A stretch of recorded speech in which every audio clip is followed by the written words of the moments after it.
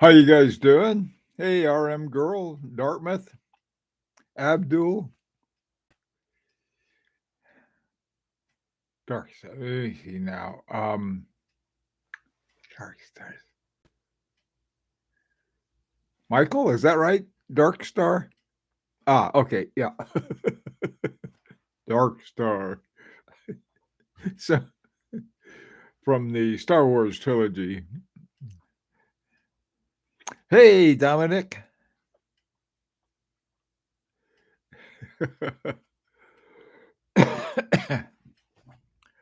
Okie doke. Now that we're all knowing, excuse me, it's snowing to beat the band outside. It wasn't supposed to, but there it is. I just got my Lyrique number one back, Etude number one.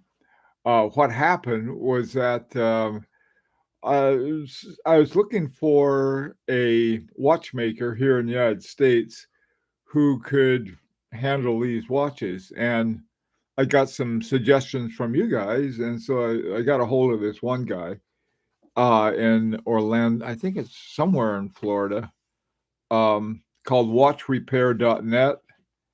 And they did a very good job. I mean, they're very professional. What they did that was so interesting, they sent me this like a hard case box. I mean, like one of those hard case suitcases, and with a return address on it. And so I put the watches in there, and then just I think UPS handled it. I'm trying to think whether I don't know whether I had them pick it up or I took it up to the UPS place or one of the UPS places and sent it in. And I also had one that needed some work done on it. It just needed, sometimes when I buy a new watch, I just want everything done to it. And then it's sort of like, okay, now it's sort of this is how many years it is from new. So anyway, so I had sent them both. They fixed the one, and the other one they looked at, and I sent them all the information, and they thought that they could handle it okay. So I think in the future, if just given all of these monkey shines going on with international trade, we have. I'm hoping that will soon come to an end. Probably won't, but that's okay. All right. Hey, Killer, how you doing? Um, Okie doke.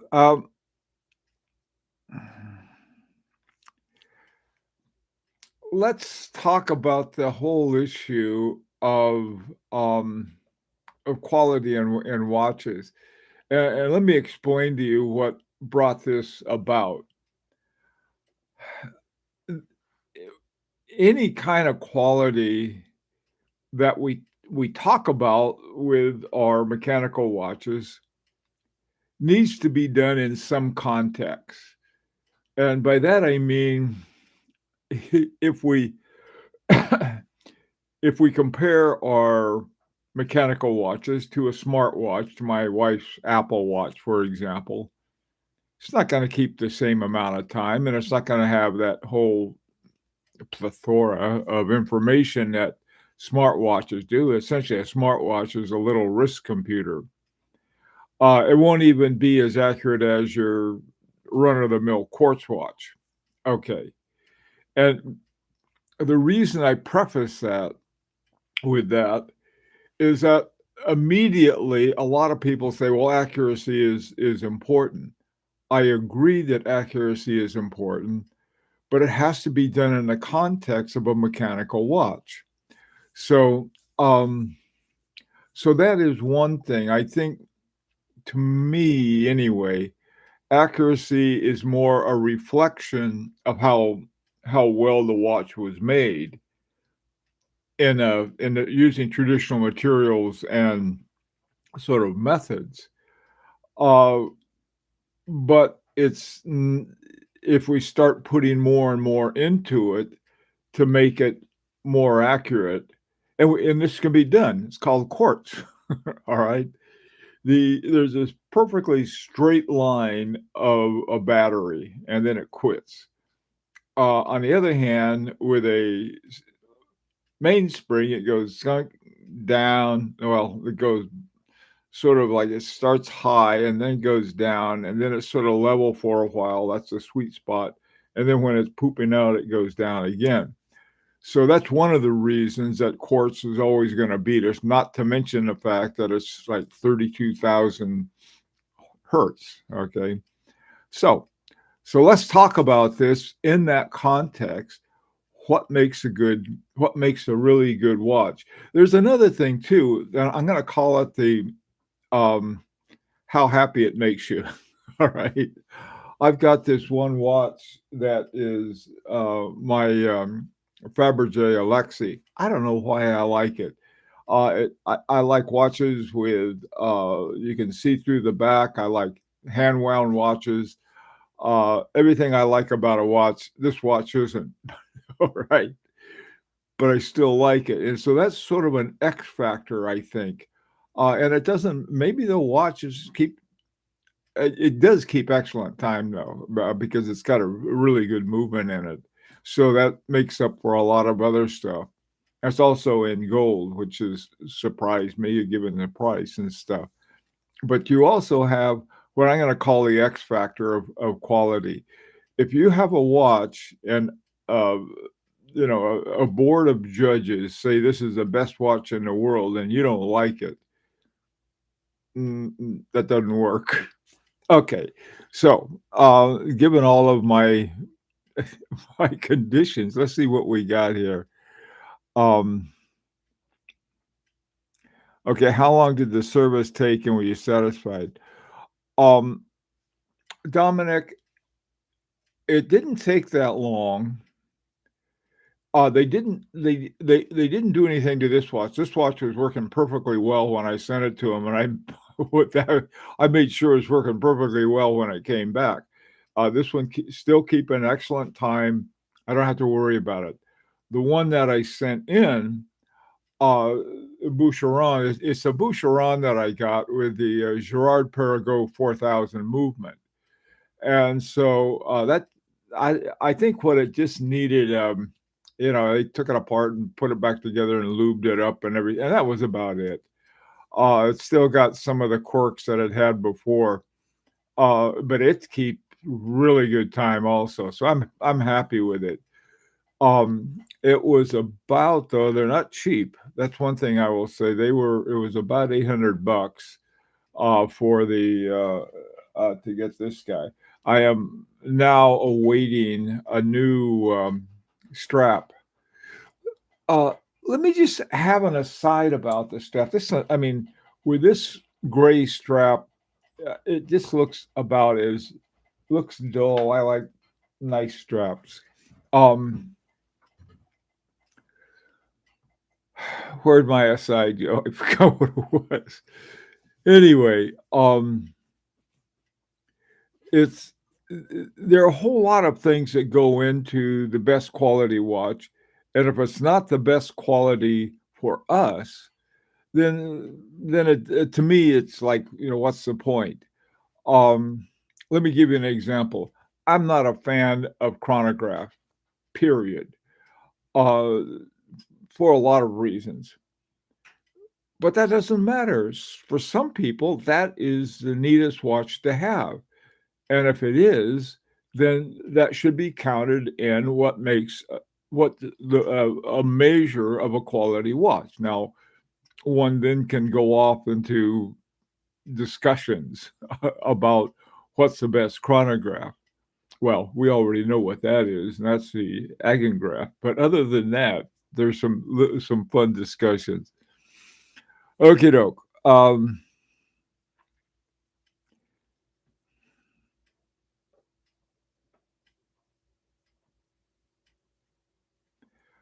Okie doke. Abdul, let's see.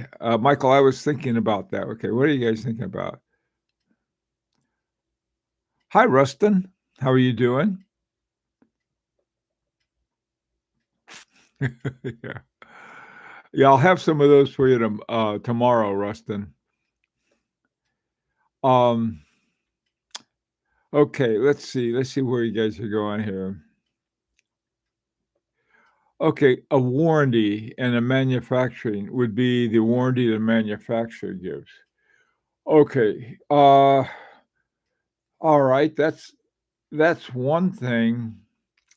It's sort of another thing. That's one thing in this. The other thing is that do they is it honored and so on and so forth. Let me give you an example. I bought a pre-owned Chanel Monsieur. Okay, ran into a problem with it.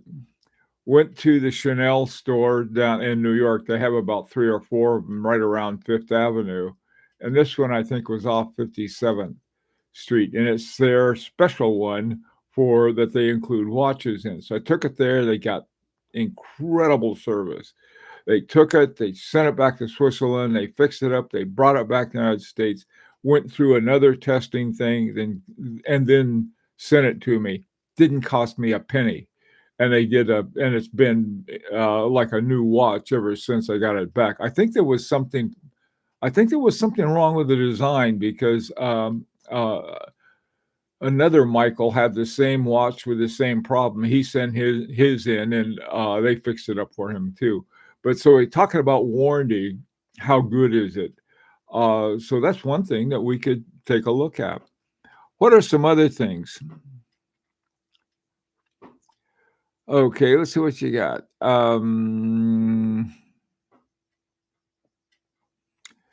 Killers going hiking. Okay.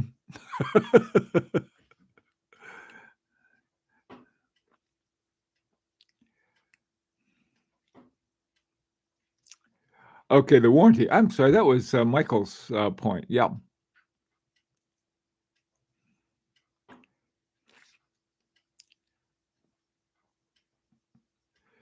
Okie doke. Chronometer specs should be a good base for accuracy. The specs of the chronometer.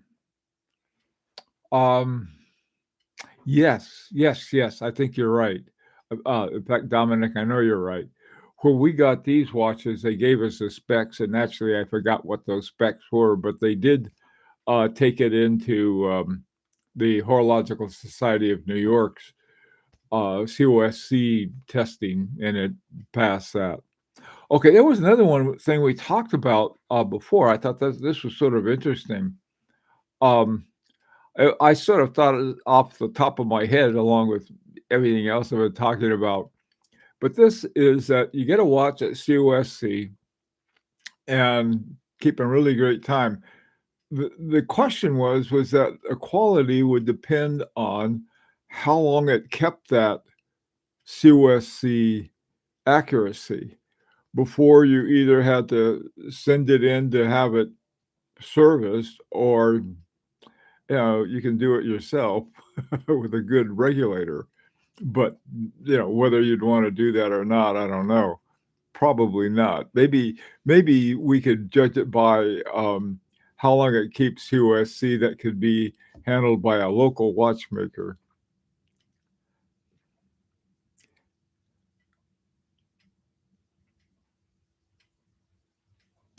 You know, uh, Michael, what you say about your Range Rover is really true. You like a Range Rover, you like a Range Rover. Forget about the other things.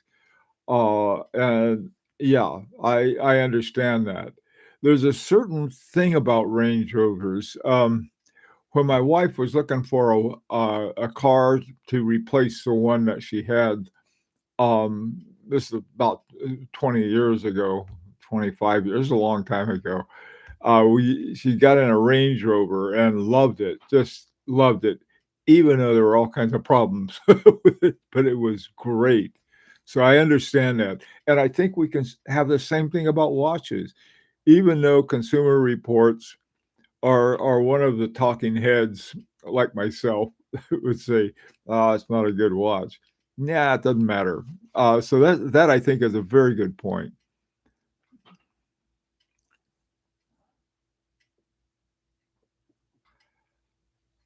Is that my neighbor? Hi, neighbor. Let's see.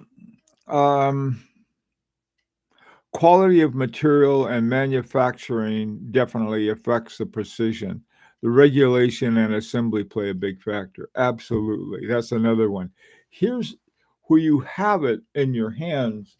You can say, well, is this thing any good or not? Now here, especially one by what essentially is a luxury company that Boucheron is one of the five top Paris jewelers, and that in Plata Verdum, uh, and they make really interesting cases. It's just the back of it with there's my what's that Claude de Paris, and with a new strap, it'll look like look much better. Simple design and everything else, and it's got automatic, and it doesn't have a back to it.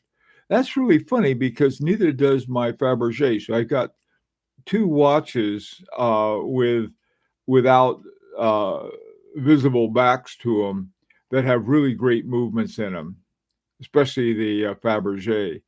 And so knowing that, now this is the funny thing with the Fabergé, they took the rotor and made it into the Imperial Russian Eagle, and then they have a solid back. Just, like, that's really goofy.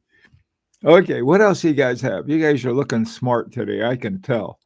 Um, okay, Fort George. Okay, hey Fort George.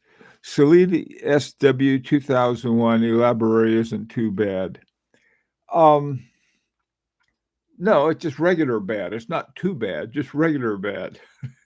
The Elaborate, it's really funny that on the four levels that Salida has, on the bottom level you got just sort of plain, totally unadorned.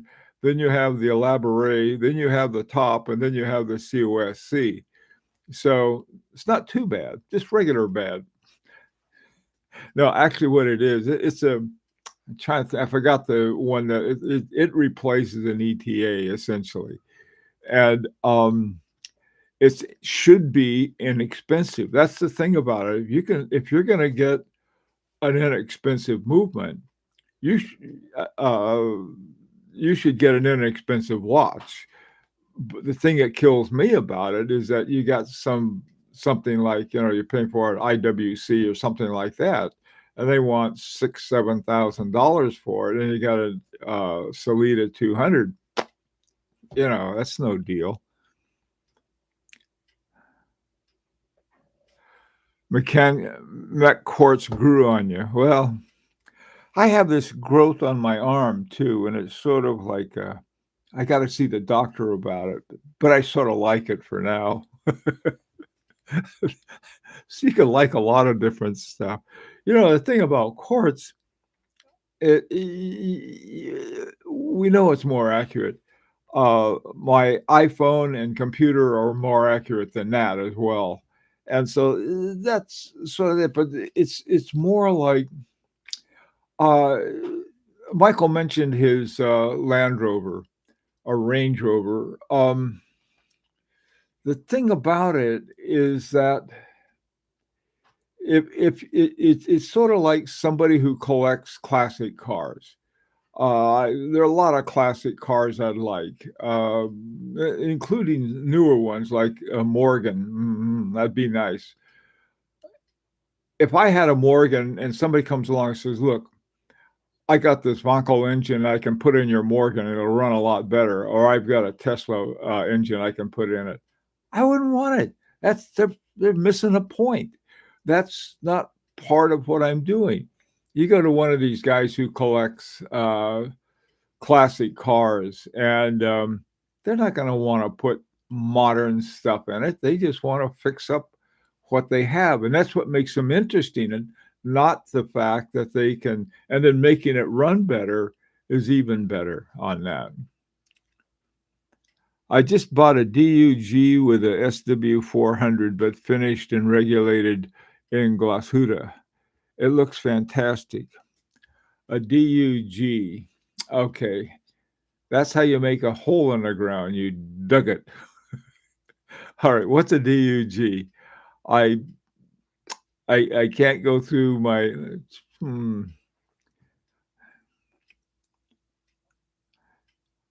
Okay, Fort George. I seen a scuba Bugatti on Chrono 24 for $1,100, but a big dent in the bezel. I was wondering if it would be worth buying and sending it to Bulgari to change the bezel and service. Well, first of all, I don't know whether they would do that or not, but it's sort of an interesting thing, interesting idea. Um, what you might do, Fort George, is to um, check with your watchmakers around town and ask them if they can, if you can find one or maybe have them send it to you, and then you wouldn't have to send it away. But that's sort of an interesting idea. I like that idea. You get something that's not quite what you want, a dented bezel. Now, on the other hand, now here's what I would do, especially when I was younger. I would make up a story to go with the dented bezel.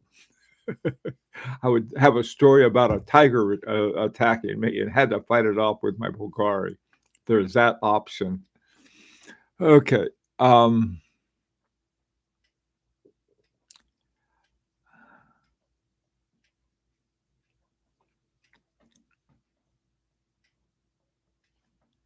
non-sloppy crown action is one quality. Non-sloppy crown action. That's an interesting one. Um, Ilmar.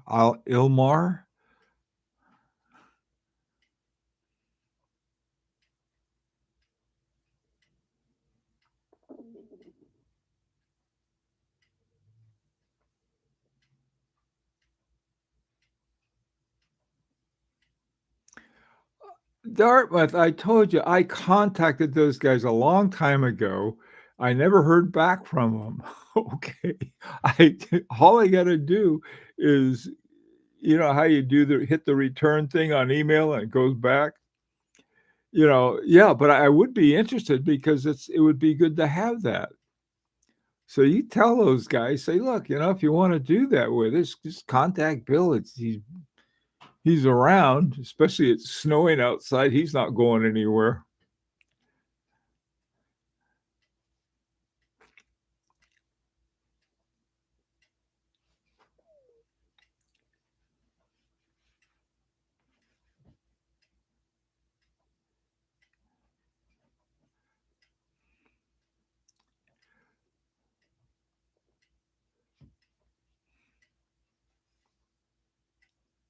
COSC accuracy, tradition, craftsmanship, and transparency.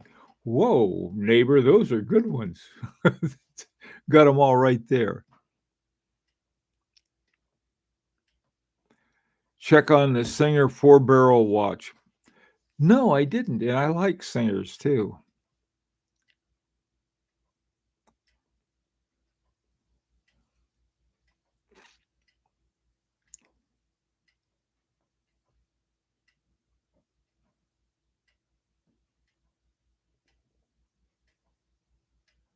Oh, okay. I can see why I call it Doug now. That sounds like a very interesting brand. And they have a Salida 400. Some of these, some of the Salida 300 and 400 are supposed to be really nice, pretty nice movements.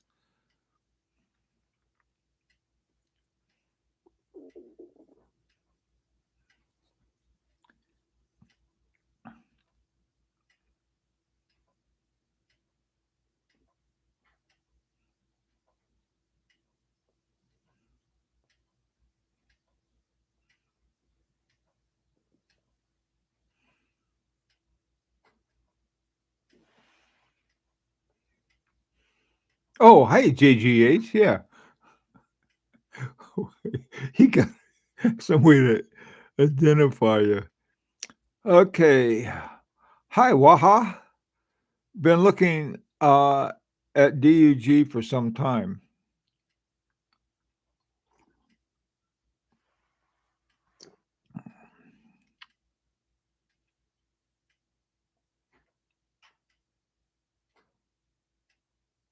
Wow, great. Okay, it looks like you got a watch that, might be worth taking a look at.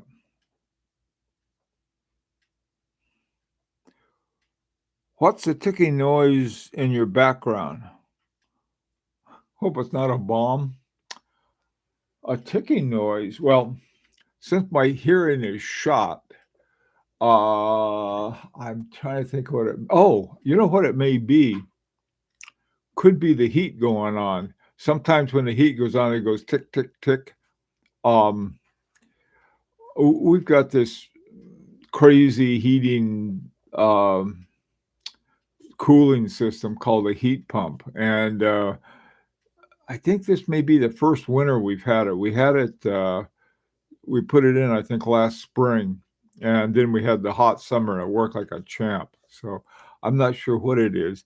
Trying to look at all of the different gizmos I have around here.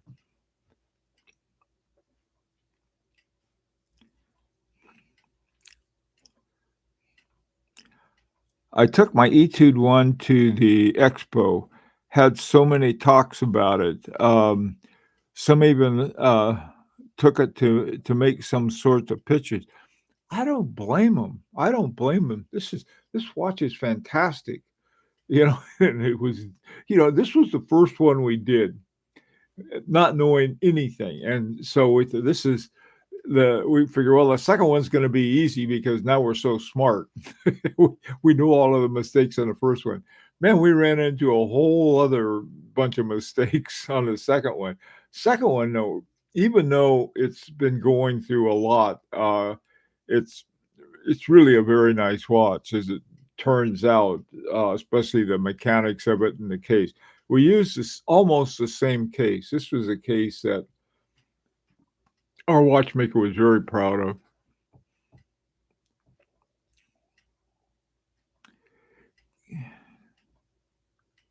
Oh, the strap, candy red. Know what this is? This is called this is from Jean Rousseau. Jean Rousseau, the thing I like about it is called Jean Rousseau Paris. And Jean Rousseau Paris is a watchmaker. I won't tell you where they're from, but anyway, this is called Shiny Gator, and it's in a color of red. It's called, I don't know, Boogaloo or something like that, but it's cherry. It's a cherry red color, and it's I really like it.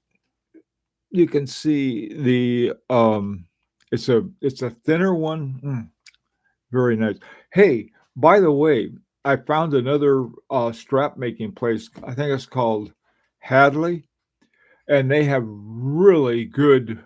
This is in the U.S. I say that because we're going through this stupid, just disastrous international trade mess. And so, two things. One, um, Jean Rousseau has a place in New York, and so we can get those from New York without the stupid tariff. Hadley is everything is in the U.S.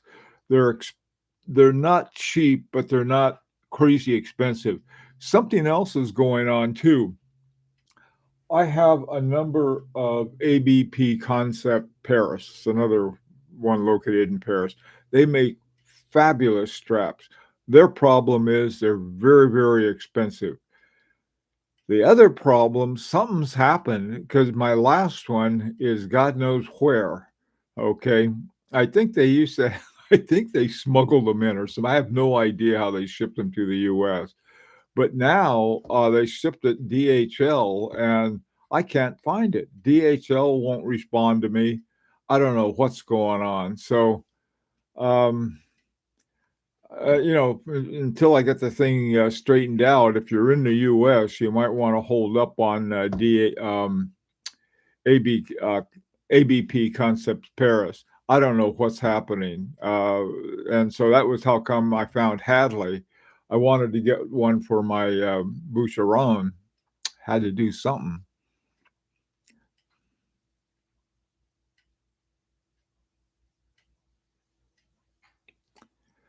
Okay.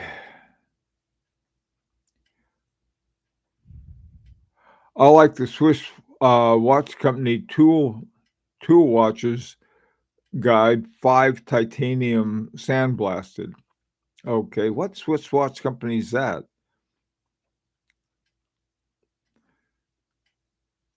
I thought the ticking noise was FP Journe wall clock. It could be. Like I said, my hearing is shot. I've never had when I was very young, I was on a ship. Uh, this is a true story, going from across the Pacific to Guam. This is back in the 40s when the war had just ended. And, we got in a storm, and I got slammed by a steel ship's door, and according to my mom, she said, "After that, your hearing wasn't so good." So, that was, so a lot of stuff I can't hear, and my wife is like, "Oh, how's that racket?" I can't hear.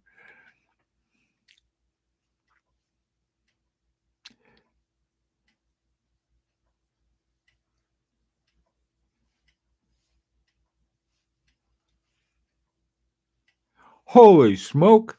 Abdul, alright, now you gotta send one to all of us. That's neat, though. I'm really glad to hear that. The name of the company was Fluco. Very cool. ABP Concept Hippo strap I have on, order for my Hamatic. Uh, is that going to England, Killer? A hippo strap? I don't know.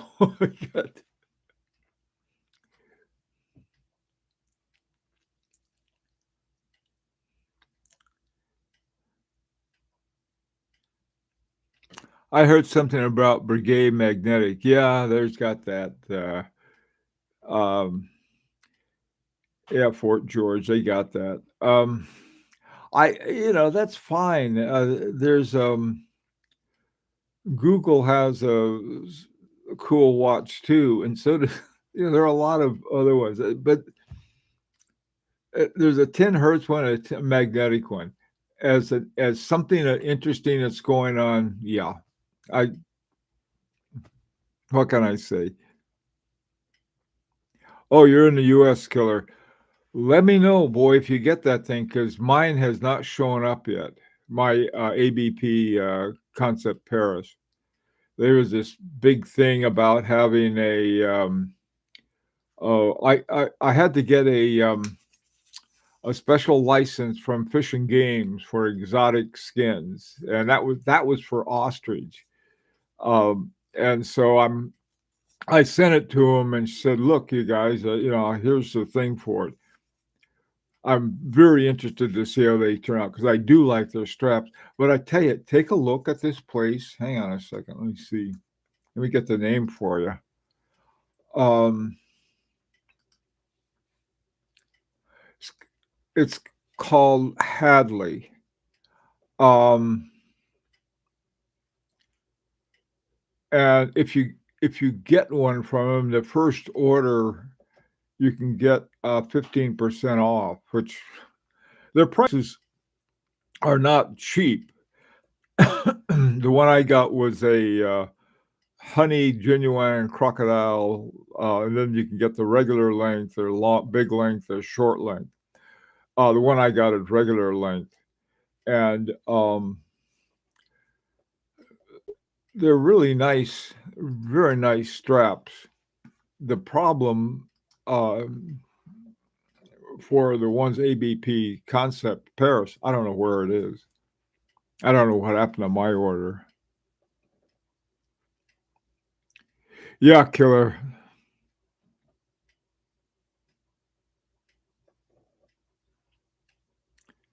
Yeah, I tell you that Hamatic of yours is one that is to me one of the best watches around. Um, if you put Hadley,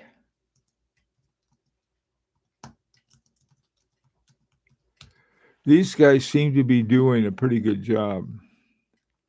I mean, from what I've seen so far. Also, one of the things about this is that the guys that sent it to me uh, put in it's it's a I mean, look at it. It's just sort of a nothing strap. Um, but it's a good quality strap. It's not one of those super cheap ones. It's just boring. But what they did is that they left the Boucheron clip on it, the buckle. They left the buckle on. And so what I'll do is that when I get my new strap, I'll just put this buckle onto the Hadley. The one they're sending me. I had a choice of a gold or silver buckle, so I chose the silver one. The gold goes probably better with that color.